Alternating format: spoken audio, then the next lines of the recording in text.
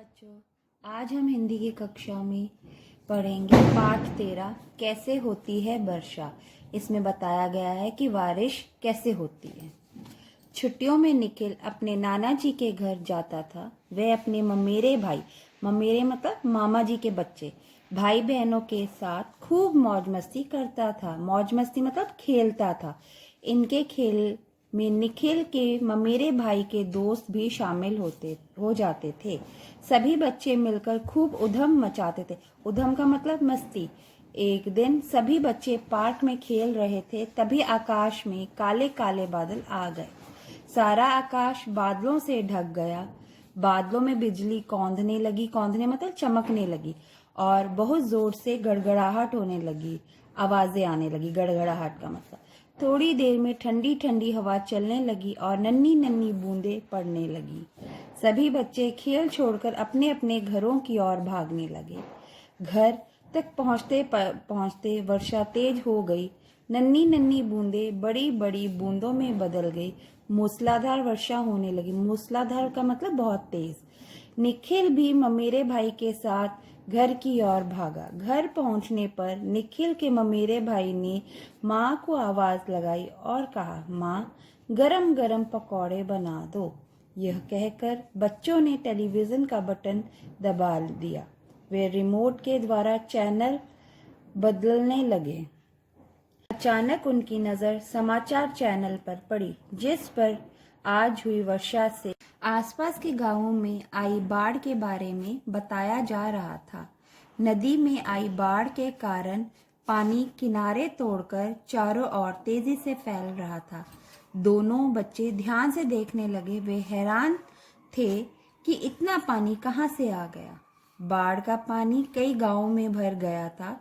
लोग अपना सामान सिर पर उठाकर ऊंचे स्थानों की ओर जा रहे थे। निखिल बेचैन हो गया। उसकी समझ में कुछ नहीं आ रहा था। वह भी बार बार यही सोच रहा था, इतना पानी कहाँ से आ गया। जब उसे रहा नहीं गया तो वह अपने मामा जी के पास गया और उसने उनसे पूछा, मामा जी, इतना सारा पानी कहाँ से आता है। अब इसमें बताया गया है कि निखिल ये सारी चीजें देखकर बेचैन हो गया था और उसके मन में एक प्रश्न था कि इतना पानी कहाँ से आता है। और वो प्रश्न का उत्तर लेने के लिए वो अपने मामा जी के पास गया। उसके मामा जी ने सहज स्वभाव से उत्तर दिया, बादलों से। निखिल ने एकाएक विश्वास नहीं हुआ। उसने फिर पूछा, लेकिन बादलों में इतना पानी कहाँ से आता है। मामा जी ने समझाते हुए कहा, देखो निखिल, गर्मियों में तालाब सूख जाते हैं, कुछ नदियां भी सूख जाती हैं। इनका पानी भाप में बदल जाता है। समुद्रों के पानी की भी भाप बनती रहती है। यही भाप आकाश में जाकर बादल बन जाती है। यह बात पूरी तरह से निखिल की समझ में नहीं आई तो उसने फिर पूछा, मामा जी, भाप बादल कैसे बन जाती है। मामा जी ने समझाकर बताया, भाप हवा से हल्की होती है। हल्की होने के कारण यह ऊपर उठती है। धरातल से काफी ऊंचाई पर तापमान बहुत कम होता है। इस ऊंचाई पर भाप ठंडी होकर फिर से पानी की नन्ही नन्ही बूंदों में बदल जाती है। अब ये उसके मन में बहुत सारे क्वेश्चंस थे, तो वो अपने मामा जी के पास गया और मामा जी ने उसको क्या उत्तर दिया था कि बारिश जो है वो बादलों से होती है।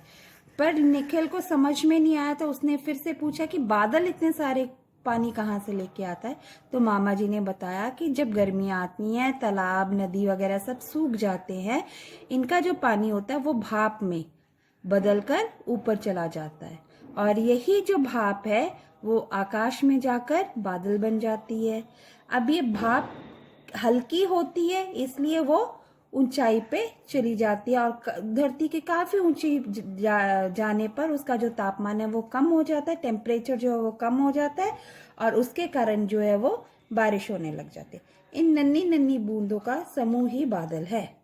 यही बात एक कविता में सुनो। नन्ही नन्ही जल की बूंदें जब लेकर आता है बादल, बेला की नब पंखड़ियों पर मोती बरसाता है बादल।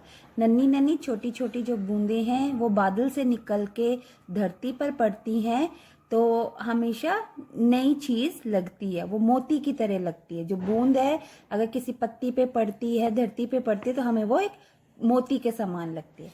इसके बाद और अधिक ठंडी होकर यही नन्ही बूंदें एक दूसरे से मिलकर कुछ बड़ी हो जाती हैं। तब हवा इन्हें संभाल नहीं पाती और वर्षा की बूंदों के रूप में पृथ्वी पर गिरने लगती हैं। मामा जी निखिल को रसोई घर में ले गए। वहां मामी जी चाय बना रही थी, आग पर केतली रखी थी।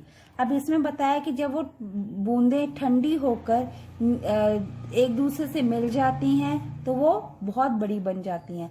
जो है वो हवा जो है उनका भार संभाल नहीं पाती और वो वर्षा के रूप में धरती पे आके गिर जाती। यही समझाने के लिए मामा जी जो है निखिल को रसोई घर में मतलब किचन में लेके गए। केतली की टोंटी से भाप निकल रही थी। भाप ऊपर की ओर उठ रही थी और कुछ ऊपर उठकर हवा में विलीन हो जाती थी।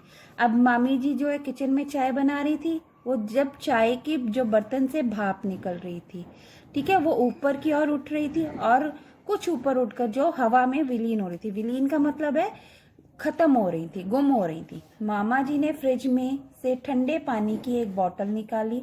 उन्होंने बोतल का पानी कांच के गिलास में भर दिया।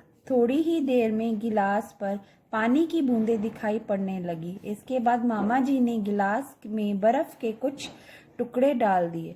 बर्फ से पानी और अधिक ठंडा हो गया। निखिल ने देखा जब गिलास पर जमी पानी की बूंदें नीचे की ओर बहने लगी थी। यह सब देखकर उसकी समझ में आ गया कि वर्षा कैसे होती है। अपने प्रश्न का ऐसा सटीक उत्तर पाकर निखिल बहुत प्रसन्न था। सटीक मतलब सीधा और प्रसन्न मतलब खुशी। बच्चों, ये चैप्टर आपको समझ आ गया होगा। अब आप अपनी मम्मा के पास बैठ के से 2 टाइम रीड करेंगे। Thank you.